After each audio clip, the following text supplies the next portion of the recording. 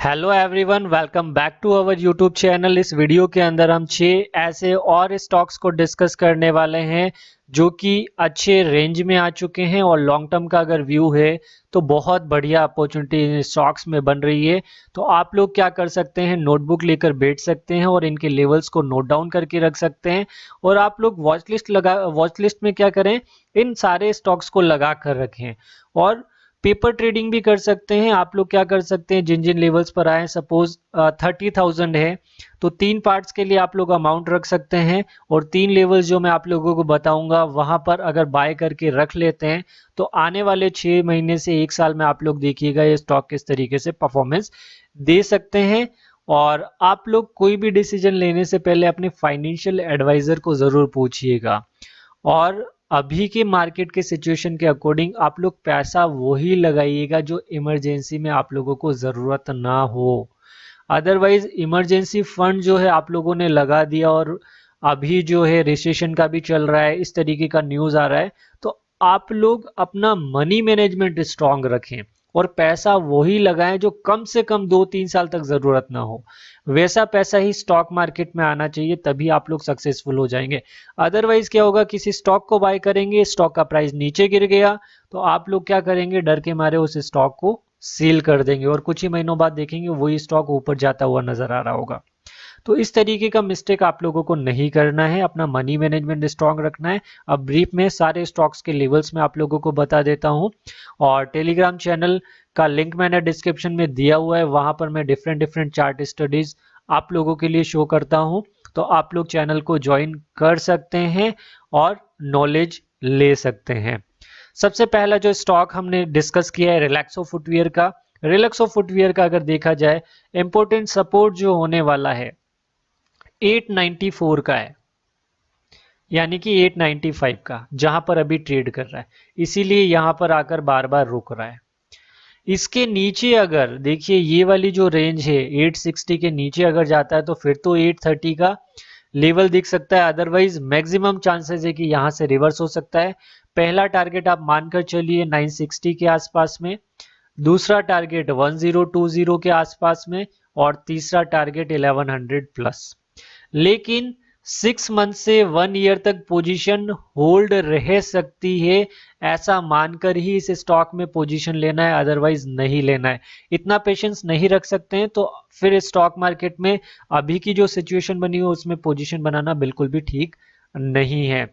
तो अगर 895 पर सिंगल बाइंग लगानी है और इसके बाद 50 रुपीज अगर और डिप हो जाए तो एक बाइंग और लगानी है, इसमें 2 ही बाइंग लगानी है, बस उसके बाद स्टॉक को छोड़ देना है। अब देखते हैं हमारा सेकंड स्टॉक।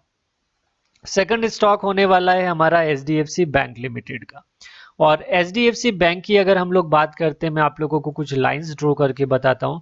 देखिए ये स्टॉक यहां पर रेजिस्टेंस ले रहा है और एक अच्छा सपोर्ट यहां पर बन रहा है और यहां पर भी एक अच्छी रेंज है इसकी 1560 के आसपास में। एटलीस्ट अगर मैं इसको यहां ड्रॉ करूं तो 1545 के आसपास में, तो ये रेंज है। और इसके साथ ही मैं आप लोगों को बता देता हूं, पिछली बार जो पीएसयू बैंक में पोजीशंस जो पैटर्न्स बन रहे थे और ब्रेकआउट आया और उसके बाद अच्छा मूव देखने को मिला, इस सिचुएशन में भी उसी तरीके का पैटर्न अभी प्राइवेट बैंक्स में बन रहा है। प्राइवेट बैंक कंसोलिडेट कर रहा है। अगर आप लोग देखें तो एचडीएफसी बैंक ने, अगर जिसने होल्ड करके रखा है 1 साल से, उसको कुछ भी रिटर्न नहीं मिल रहा होगा। तो यहां से आप लोग क्या कर सकते हैं, अगर बाइंग लगानी है तो 1545 या 1550 के आसपास में पहली बाइंग लगनी चाहिए। उसके बाद 100 पॉइंट अगर डिप करते हैं तो 1445 आता है लेवल, वहां पर बाय लगाना है और तीसरी बाइंग 1380 के आसपास लगानी है, बस उसके बाद छोड़ देना है। और ध्यान रखिएगा ये स्टॉक जब भी 1740 के ऊपर ब्रेकआउट दे देगा उसके बाद ये लाइफ टाइम हाई वापस से बना देगा। तो अभी एचडीएफसी बैंक को भी बाय करने का परफेक्ट टाइम आ चुका है। नेक्स्ट स्टॉक रहने वाला है कोटक बैंक का। और कोटक बैंक का जो एक अच्छा सपोर्ट रेंज था 1770 का, जहां पर ऑलमोस्ट आसपास आ चुका है, तो बाय करने का परफेक्ट टाइम है। ऑलरेडी अगर पोजीशन बनी हुई है तो यहां पर क्वांटिटी एक्यूमुलेट कर सकते हैं। यहां से लेकिन ध्यान रखिएगा, कोई भी स्टॉक आप लोग सपोर्ट पर बाय करते हैं तो एटलीस्ट उसके पास में एक ग्रीन कैंडल बन जाने दीजिए और उसके हाई पर आप लोग बाय करें। ऐसा नहीं कि सीधा यहां पर बाय कर दिया। अगर जो फ्रेश एंट्री ले रहे हैं, अदरवाइज जो ऑलरेडी पोजीशन बना चुके हैं या बनाई हुई है तो वो क्या कर सकते हैं, फिर यहाँ पर बाय कर सकते हैं डायरेक्टली। अदरवाइज जो फ्रेश पोजीशन बनाना चाहते हैं, देखिए सपोज यहाँ पर सपोर्ट पर आया, बुलिश एनगल्फिंग कैंडल बनी और एक अच्छा रिटर्न मिल गया कंफर्मेशन के साथ में। यहाँ पर आया, एक हैमर मिला हम लोगों को, यहाँ से अच्छा रिटर्न मिल गया। तो इस तरीके से अच्छे रिटर्न मिलते हैं अगर कंफर्मेशन के साथ करेंगे तो। नेक्स्ट स्टॉक होने वाला है टीसीएस का। टीसीएस में अगर आप लोग देखें तो टीसीएस में अभी भी ये वाली जो रेंज है अगर ब्रेक करती है तो 3050 का लेवल दिखा सकता है। आईटी सेक्टर वीक चल रहा है, करंट प्राइस पर एंट्री कर सकते हैं लेकिन लिमिटेड अमाउंट के साथ। अदरवाइज 3060 या 3050 के आसपास मिलता है, नोट डाउन करके बता देता हूं, 3050 के आसपास मिलता है तो बहुत बढ़िया अपॉर्चुनिटी टीसीएस में बन जाएगी। अगर आईटी सेक्टर के स्टॉक्स में डर लग रहा है, ऑलरेडी ओवरसोल्ड जोन में आ चुके हैं ये स्टॉक, अब जो है करेक्शन और भी हो सकता है लेकिन अब रिवर्सल के चांसेस ज्यादा रहेंगे। तो आप लोग क्या कर सकते हैं, अगर आईटी सेक्टर के डायरेक्टली स्टॉक में नहीं बाय करना चाहते हैं तो आईटी बीज ईटीएफ में एंट्री कर सकते हैं और इजीली वहां पर एवरेजिंग करेंगे तो भी दिक्कत नहीं है। नेक्स्ट स्टॉक देख लेते हैं हम लोग, इसको क्लियर कर लेते हैं। नेक्स्ट स्टॉक होने वाला है आईटी सेक्टर का और वो होने वाला है इन्फोसिस का ही। और इन्फोसिस का मैंने एक बहुत इंपॉर्टेंट लेवल पहले ही ड्रॉ करके रखा है 1445 का। इस लेवल पर बिल्कुल बाय करना चाहिए हम लोगों को, 1445 और उसके बाद 1320, बस ये दो लेवल, दैट्स इट। यहां से अगर बाय करते हैं तो ये हमें अच्छा रिटर्न बनाकर दे सकते हैं।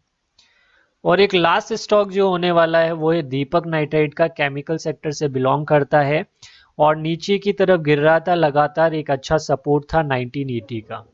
तो 1980 पर पहली बाइंग की जा सकती थी और उसके बाद सीधा 1830 पर बाय करना है और फिर 1700 का।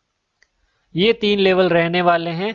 और सारे के सारे स्टॉक्स में अगर 1 ईयर अबव व्यू है तो आप लोगों को एवरेज, अगर इन 6 स्टॉक्स का भी पोर्टफोलियो बनाकर रखते हैं ना, तो एवरेज 30 to 35% रिटर्न मिल सकता है 1 ईयर में पूरे पोर्टफोलियो के ऊपर। तो बहुत बढ़िया अपॉर्चुनिटी बन चुकी है। तो आप लोग अपने फाइनेंशियल एडवाइजर से भी एडवाइस ले सकते हैं।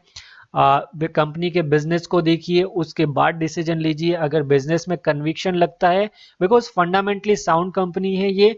अभी मार्केट का सिचुएशन ऐसा बना हुआ है, रिसेशन का न्यूज आ रहा है, कोविड आया था, उसके बाद रशिया यूक्रेन का जो वॉर हुआ था उसकी वजह से कहीं ना कहीं सेल्स पर इंपैक्ट आया तो प्रॉफिटेबिलिटी में कमी हुई है। तो उसके वो रीजन बिल्कुल क्लियर है किस लिए मार्केट में गिर रहा है।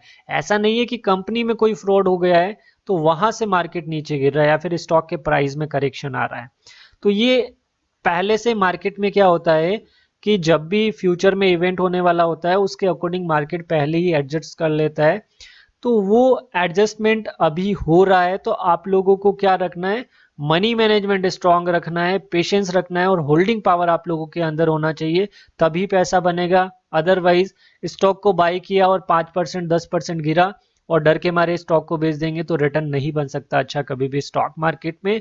और एक रूल ध्यान रखिएगा, सपोज 1 लाख रुपीज का पोर्टफोलियो है तो कम से कम 22, इस तरीके के सिनेरियो में बता रहा हूं, होता नहीं है लेकिन अभी जो सिचुएशन चल रही है 20 to 25% पोर्टफोलियो माइनस में देखने आना चाहिए। अगर ये देखना सीख गए अच्छे स्टॉक्स के अंदर, बता रहा हूं मैं, पेनी स्टॉक्स की बात नहीं कर रहा हूं, अच्छे स्टॉक्स में अगर 20% स्टॉक को डाउन देखना सीख गए और बाइंग करना सीख गए नीचे की तरफ जब स्टॉक आते हैं, और उसके बाद देखिएगा 1 to 2 ईयर में सारे के सारे स्टॉक जितना नीचे गिर रहे हैं उससे डबल ट्रेड करते हुए नजर आएंगे आप लोगों को, या फिर ओवरऑल पोर्टफोलियो आप लोगों को प्रॉफिट दे रहा होगा। तो इस तरीके का साइकोलॉजी आप लोगों को रखना पड़ेगा, तभी रिटर्न स्टॉक मार्केट में बनेगा। Thank you for watching this video. Telegram channel का लिंक भी दिया हुआ है डिस्क्रिप्शन में, तो उसको भी आप लोग ज्वाइन कर लीजिएगा।